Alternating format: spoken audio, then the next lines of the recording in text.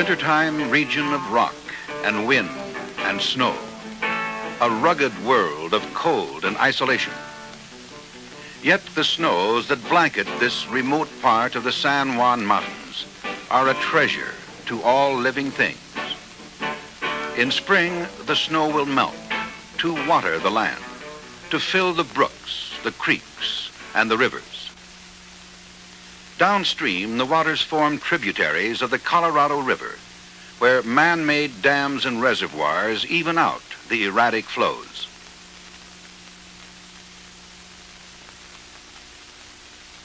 If enough water can be stored in these reservoirs, cities of the Colorado River Basin states will not thirst. The crops will not wither. But water demands grow daily. Already, the Colorado River is inadequate to meet the expectations of early-day planners. Again, man looks to his own efforts to increase the flow of water. Since the 1946 experiments of Dr. Vincent Schaefer, we have known that some clouds can be modified through seeding to yield additional precipitation. But reliable seeding techniques were hard to develop. Sometimes seeding worked, and sometimes it didn't. In 1961, Congress directed the Bureau of Reclamation to begin a long-range study of cloud seeding, with the aim of eventually augmenting the nation's supply of water. The program, called Project Skywater, continues at many sites throughout the United States. Eventually, if the research program proves successful, the methods learned will become part of our nation's integrated water resources program.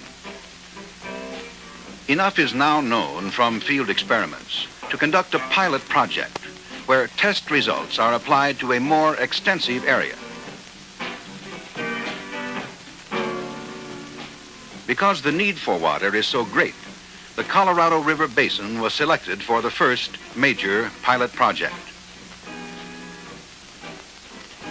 Investigation showed that the San Juan Mountains in southwestern Colorado offer many suitable cloud seeding opportunities on clouds that form when moist air blows in from the southwest. Generators placed upwind could provide silver iodide particles that will flow with the air rising over the range. A storm with low-speed winds could be seeded from generators a few miles away. High-speed winds would require use of generators farther from the mountains. Research has shown that temperature is critical. Maximum snow crystal growth occurs at -15 degrees centigrade. If the cloud is too warm or too cold, seeding is not effective. The very tiny silver iodide particles act as nuclei around which moisture from the cloud will freeze. After a silver iodide particle has been in the cloud about 15 to 30 minutes, the snow crystal which has grown around it is large enough to begin its fall to the ground.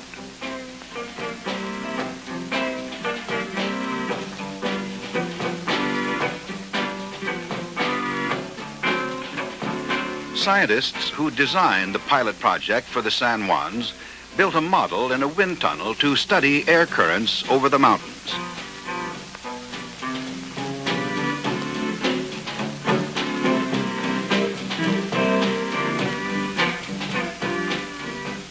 "33 silver iodide generators were then installed in selected positions upwind from the 100-mile-long target area. Headquarters for the project was placed at Durango, Colorado.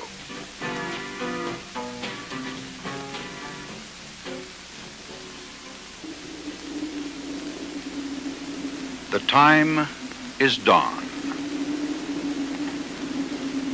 On a hill overlooking Durango, a Raywin sonde is lifted aloft by a helium-filled balloon. The Raywin sonde gives readings on temperature, pressure, humidity, wind direction, and speed as the balloon carries it to high altitudes.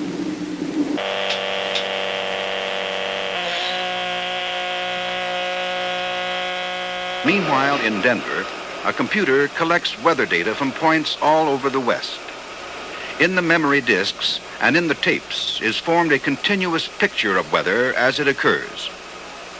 The picture is then transmitted by telephone lines to all experiment sites of Project Skywater. In Durango, at the office of the operations contractor, the broad weather picture emerges as a series of numbers.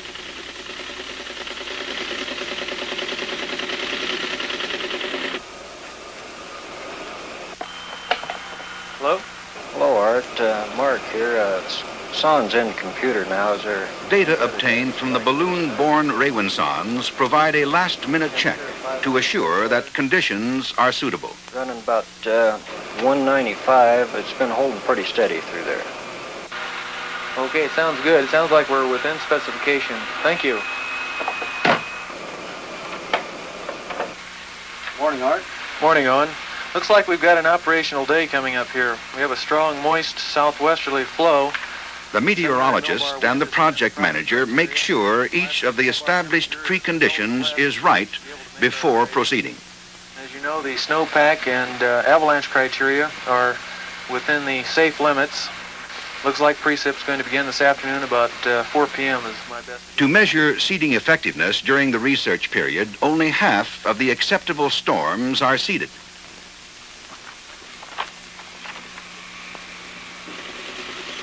The decision for each experimental day is obtained by access to a special computer memory bank.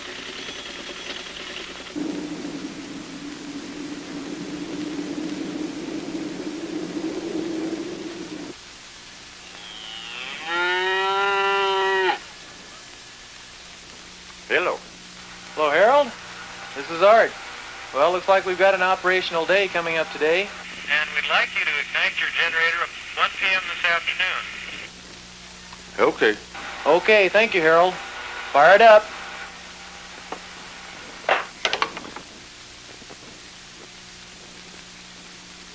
Yes, operator. Long distance, Pagosa Springs, please. This is Art. An operation. Yes, operator. Pagosa Springs, long distance, please. Well, looks like we've got an operational day coming up today and indicated to speed. We'd like you to turn on your generator about 13 of the generators lie far from any ranch house and are inaccessible in winter. These generators are controlled by radio from the Durango office.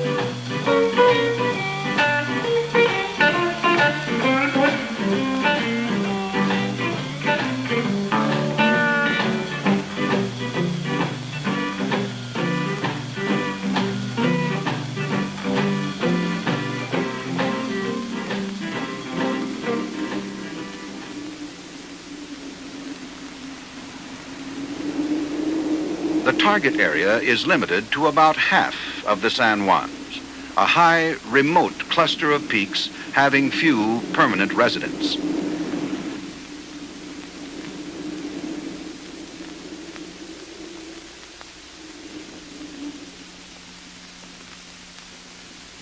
Details of weather are measured at many points. One meter even makes use of a ski lift to measure temperatures up and down a steep slope. In a mountain home, a housewife takes readings of background nuclei. This instrument determines the concentration of tiny particles, including silver iodide, that nature can use to build snow crystals on.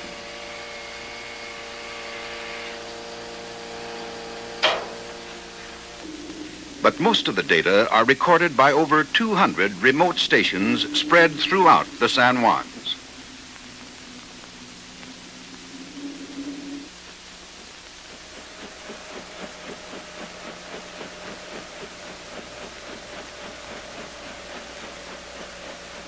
To keep project results objective, a completely separate contractor gathers data recordings from the weather stations. In sunshine or snowfall, the information must be picked up and the instruments checked at regular intervals.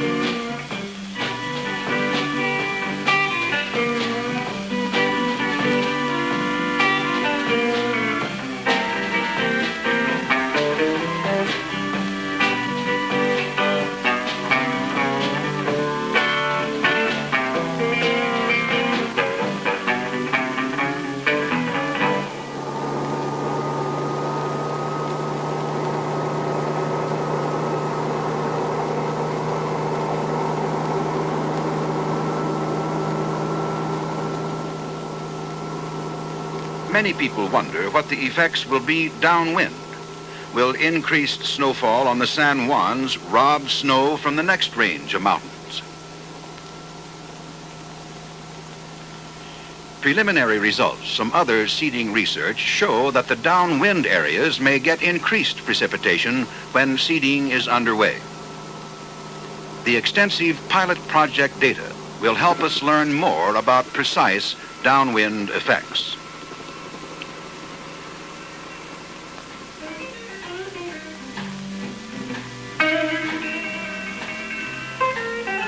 All the information gathered is thoroughly checked and then transferred to computer punch cards.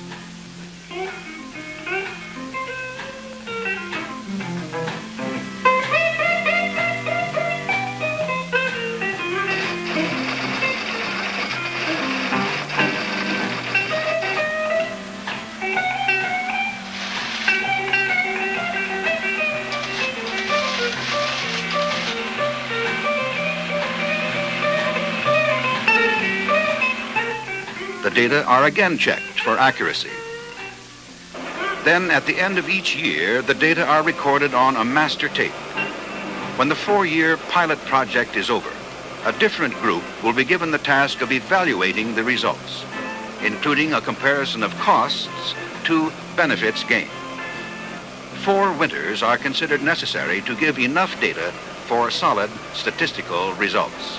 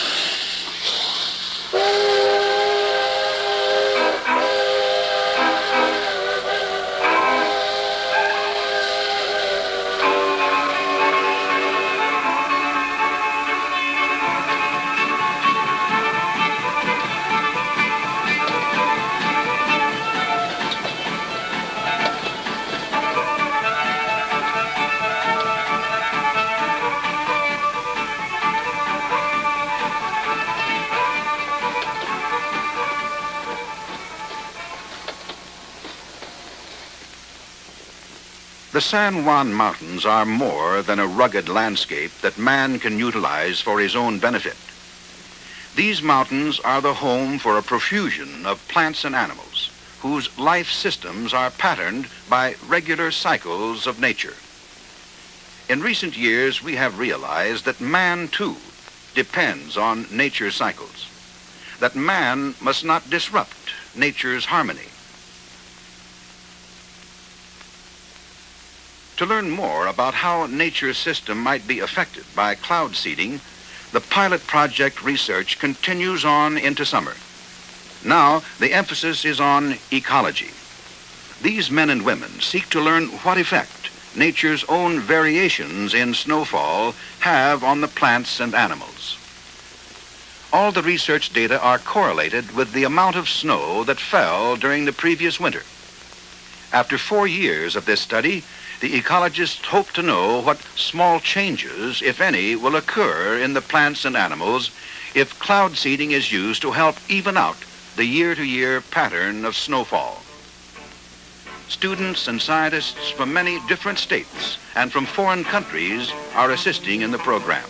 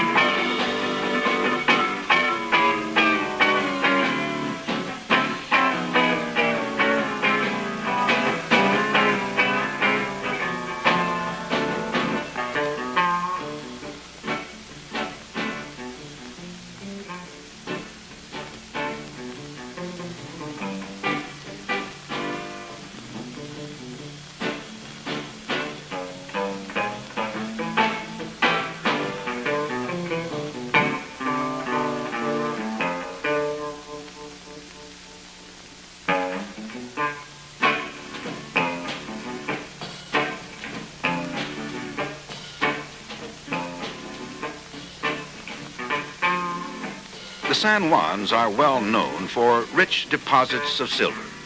But silver occurs not only in veins. Almost every particle of soil in these mountains contains some natural silver. One phase of the ecological study deals with the possible effects of the tiny particles of additional silver that fall with seeded snow. Soil samples are removed and are taken to a laboratory for experiments.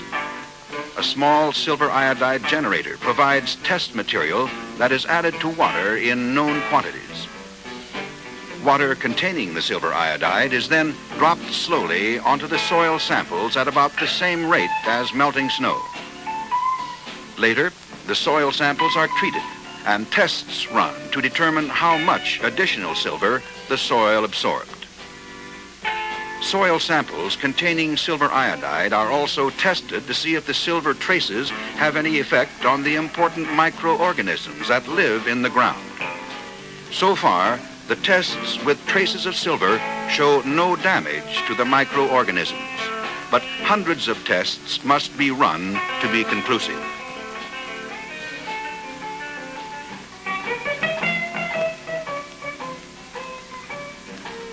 The warm touch of summer pauses but briefly on the lofty mountain slopes. All too soon, the nights grow chill, and blazing colors announce the season's change. Most of the ecologists will leave the San Juans, but many other men and women will remain, for they make their homes near this lofty range. For the residents, a mountain winter is an exhilarating experience.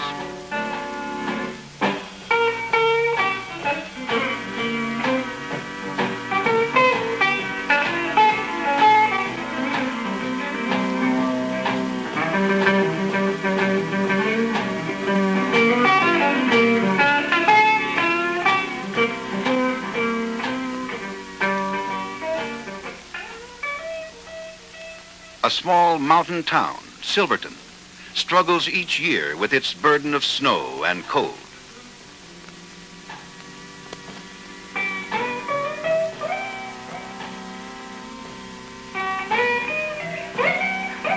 A highway that is a scenic delight in summer can be a nightmare during a winter storm.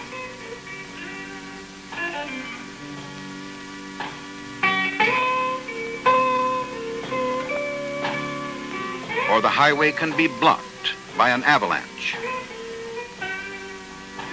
Although the small mountain towns and much of the highway system are outside the target area, project officials are concerned about possible adverse effects of snowfall on man and on the environment. In particular, the scientists wish to know what conditions trigger avalanches. Avalanches most often occur down natural chutes where wind-blown snow tends to collect. To avoid disaster, the dry powder snow avalanches are often deliberately started by shooting them with artillery. But it's difficult to guess correctly just when an avalanche is ready to run.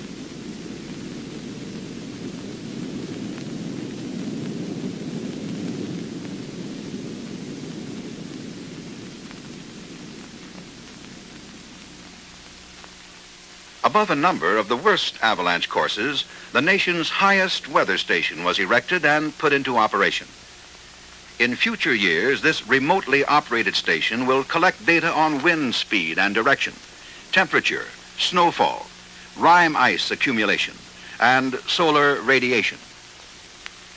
Data from this station and from other instruments and study plots will be carefully correlated with the occurrence of avalanches on the slopes below.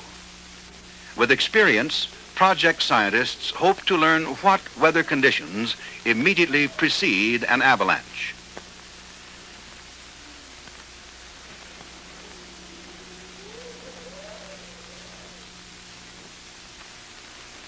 In midwinter, a few ecologists will come back to find out how much the amount and the timing of snowfall affect the winter range of Rocky Mountain elk.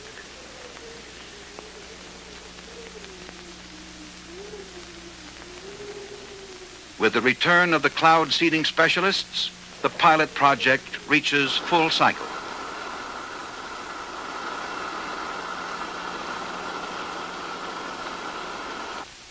And once again, clouds are forming in the mountains on a moist southwest wind.